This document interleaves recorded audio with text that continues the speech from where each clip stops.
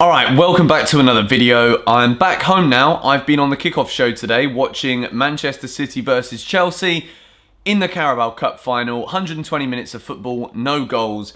Manchester City win 4-3 on penalties thanks to a brilliant penalty from Raheem Sterling off the crossbar to win it for City at Wembley. Now, most of you will know I was on the kickoff show today, which is the true Geordie's Football Live show. It was sad to be on the show and Chelsea lose, but I'm going to leave a link in the description to the channel. You should definitely go and subscribe. The production is amazing and it's one of my favourite shows to watch if I'm not actually on it, which I was today.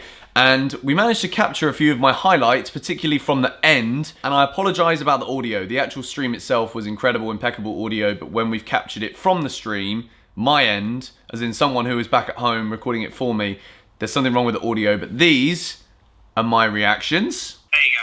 Don't say Caballero would have saved that. Gundogan noise, Neil Mock, is he? No, experience. He's a That's the thing though, Caballero in this situation would be better, simply because he's played against them, his former teammates firstly, and he's a penalty expert. That was world class. That's exactly what we needed.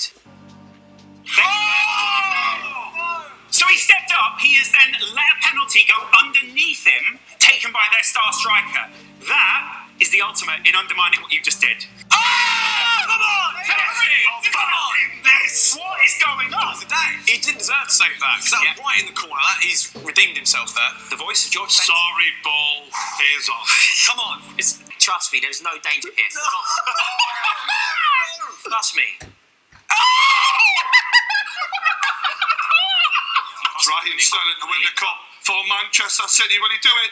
Oh, cheers! Raheem Sterling wheels away, and the Man City players all run down to Sterling. I'll tell you what, he hit it off the bar and in. It was very close to being off the bar and out. Commiserations, boys. At least he got to the final. Yeah, you know guys what? feel now? I thought we were going to get absolutely humbled and embarrassed today. And now that's over, I will give you my opinion as to what I thought about this cup final with slightly better audio. It was a game where we actually played very, very well. In terms of how we've looked this season, that was genuinely one of our strongest performances of the season. To come away from the game without the trophy and to say that just shows that at times this season we've been so poor. My view on the whole situation that lost us the game, really. I mean, it's a penalty shootout, which is a lottery anyway. But if we are going to really look at what the hell happened, this picture that my friend Jack posted on Twitter, he was at the game today, sums up absolutely everything that you need to know about why Manchester City are chasing a quadruple and why Chelsea are yet again, despite playing really well, we are a laughingstock. We have got a goalkeeper, Kepa, who we bought for £72 million, I'm 24 years old. He's in a stadium full of people fighting for one of the biggest trophies in England. He's refusing to come off the pitch when his manager is trying to bring him off. Not only that, but even the players, his teammates that are on the pitch, can clearly see the manager's trying to bring him off. No one is taking a leadership role. The captain isn't. No one is telling Kepa to get off the pitch. He's just saying like, no, I mean, I got cramp, but no, I'm not coming off. What the hell is that? Sarri storms down the tunnel, makes his mind up and says, oh, actually, I'm not going to storm out down the tunnel because this would be one of the most embarrassing things in the history of football if I walk down the tunnel because I'm so angry that my players aren't listening to me on the pitch. He's come back on the touchline and then you can see that Rudiger is getting in the way of Sarri and the captain Azpilicueta. That is probably why we lost this penalty shootout today, and it's not necessarily just about losing the cup final, which is a shame, but when it comes to penalties, it's a 50-50 nonetheless. Kepa lets Aguero's penalty slip through his hands. He's got to save that. There is no excuses for that whatsoever. He's got to save that, and I genuinely feel as though if that whole uproar and raucous wouldn't have happened beforehand, then he probably would have done. So that is a real shame, but, you know, moving on from it, we've got Spurs on Wednesday night. I have no idea if Sarri's going to be in charge for that game. I'm still... Everybody on the show tonight was saying that he's got to go now. It's so clear that there is such a discord and a lack of leadership from him that, you know, he's storming off down the tunnel and his players aren't coming off when he's trying to substitute them. I mean, there's clearly so much wrong at Chelsea in terms of the management, playing staff, and who trusts who and who believes in what and how are we going to move forward from this. But, you know, I think yet again, the main takeaway from me is we've let ourselves down.